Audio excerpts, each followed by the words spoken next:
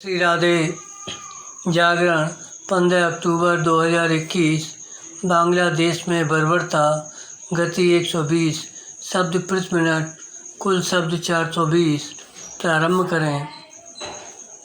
एक झूठी अफवाह की आड़ लेकर बांग्लादेश में दुर्गा पूजा पंडालों, मंदिरों और हिंदुओं के घरों पर जैसे भीषण हमले किए गए, उससे यही साबित होता है कि इस देश में बचे खुचे हिंदू समुदाय के लिए रहना दूभर होता जा रहा है। इसके पहले भारतीय प्रधानमंत्री की बांग्लादेश यात्रा के बाद भी हिंदू मंदिरों पर चुन चुनकर हमले किए गए थे।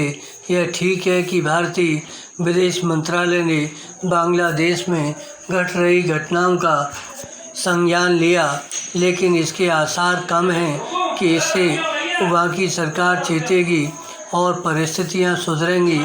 हालात बदलने के आसार इसलिए भी कम हैं क्योंकि बांग्लादेश में कट्टरपंथी और जिहादी तत्व बढ़ते जा रहे हैं।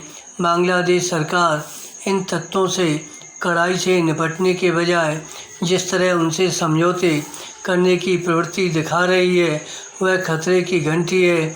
बांग्लादेश में पंथ निरपेक्ष सोच वाले लोग भी जिहादी तत्वों के निशाने पर हैं।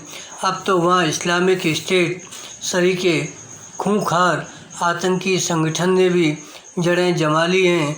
इससे बड़ी विडंबना और कोई नहीं कि बांग्लादेश में तब हिंदुओं को निशाना बनाया गया जब भारत उसकी मुक्ति का 50वां वर्ष मना रहा है। बेहतर हो कि बांग्लादेश सरकार यह समझे कि उसके यहाँ बेलगाम होते जिहादी दोनों देशों के संबंधों को पटरी से उतारने का काम कर रहे हैं। वहाँ की घटनाओं पर भारत पर असर पड़ना स्वाभाविक है। जैसे बांग्लादेश में हिंदुओं का भविष्य खतरे में नज़र आ रहा है, वैसे ही पाकिस्तान में भी। बराम पाकिस्तान में तो हिंदुओं के दमन में वहाँ का शासन प्रशासन और अदालतें भी लिप्त हैं।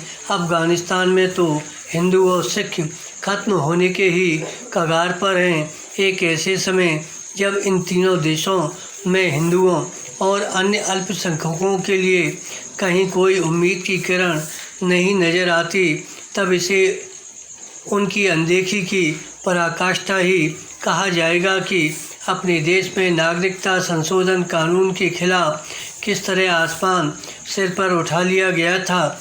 विपक्षी दलों के साथ तथाकथित सेकुलर तत्वों ने इस कानून का विरोध करते हुए जिस तरह जहर उगला और लोगों को बरगलाया, उसे विस्मृत नहीं किया जाना चाहिए।